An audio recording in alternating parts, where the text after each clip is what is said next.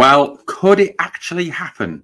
Could we finally be seeing someone we have to pay money for arriving at the club this week?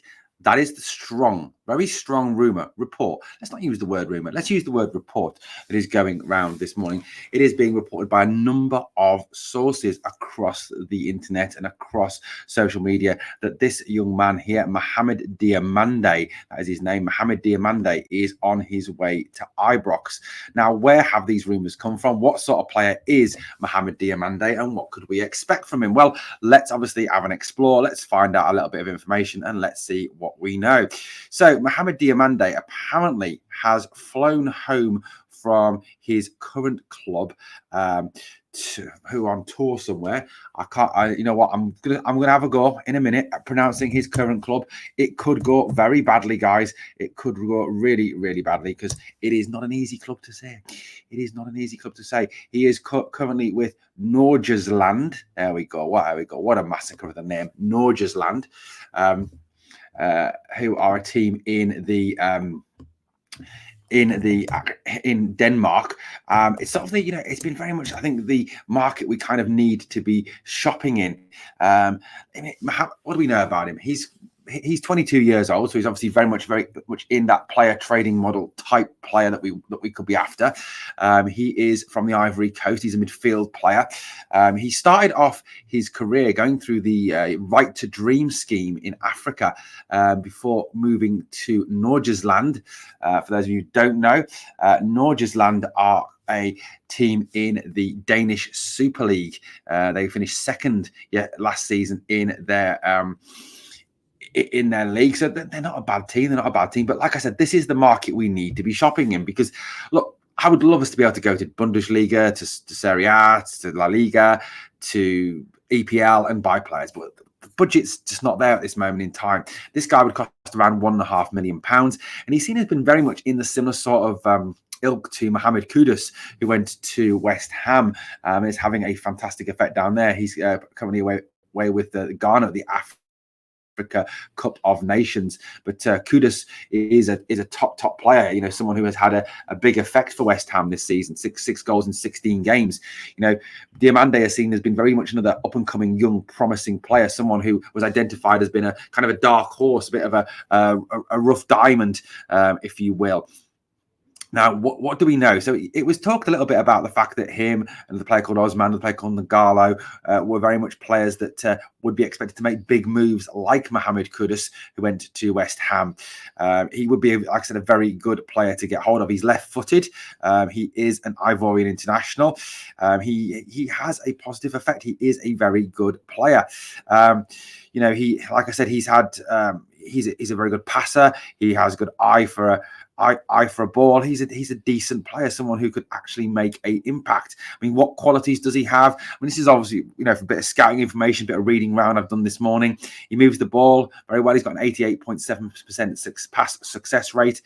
He has created 3 assists and 14 big chances in 13 games this season so far. In those games, he's had 810 touches. He always is offering for the ball. He's a very good tackler, 72.2% tackle success rate.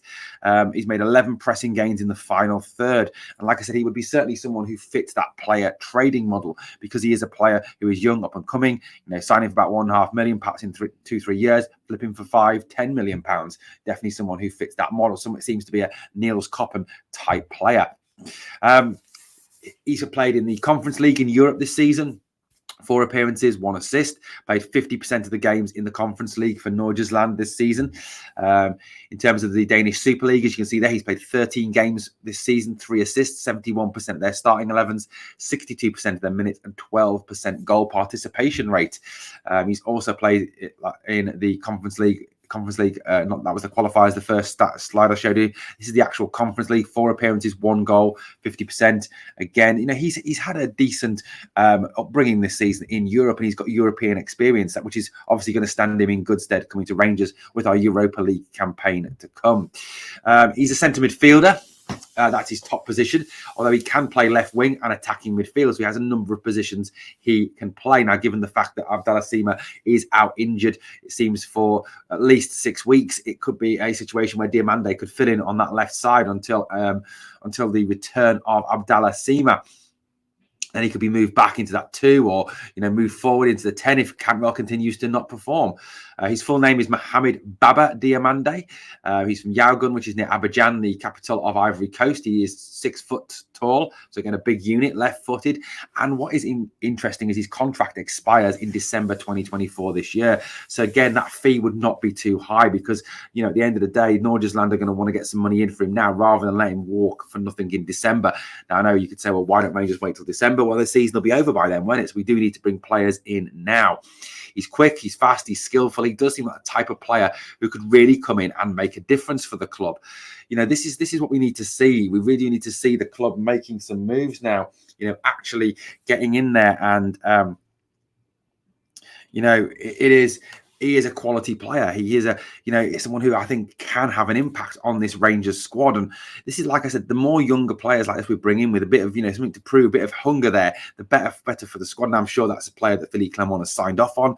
Like I said, Mohammed Diomande is his name. Hopefully that will be one we see arriving very soon indeed. Guys, let me know what you think in the comments below. Now, obviously, it's not a striker. I understand that. We do still need a striker. I'm told by sources that is still being worked on by the club, and certainly Philippe Clement after the game against Dumbarton last night appeared to indicate that was still the case, that we were still looking and working on players to bring in. Obviously, the Lawrence Shankland conspiracy theory continues after he missed the game yesterday. I think that was just through illness, but he has turned down that Hearts contract, which is interesting. So look, that's where we're up to at the moment. Hopefully we'll have some more news on signings today or even tomorrow. Guys, let me know what you think in these comments below. Now, this is good news. This is good news. It seems to be that finally we are moving on the transfer market. It's the 21st of January today. We've got 10 days left of the transfer market. I think this is a real period now where we need to up the work rate and get these players in ASAP, especially with that game on Wednesday coming up at Easter. And I don't think anyone we sign obviously will be able to play in that, but could be eligible to play in the St Mirren game on Saturday. The more reinforcements we get, the better, especially with the news that Seema is going to be out. And, I think as well, given the fact we're still obviously missing some players, lots of players are making their way back from injury. We're obviously missing strikers, Danilo and Roof out long term. Cyril Dessers yesterday, absolutely appalling. We do need to go and get that striker. Let me know what you think in the comments down below, guys. And always, if you can, hit that sub. It really does help grow the channel. Thank you so much for watching Glasgow Rangers Nation. And as always, on the way out, if you can do me 2 favours. Number 1, can you smash the like? And number 2, remember always, we are the people.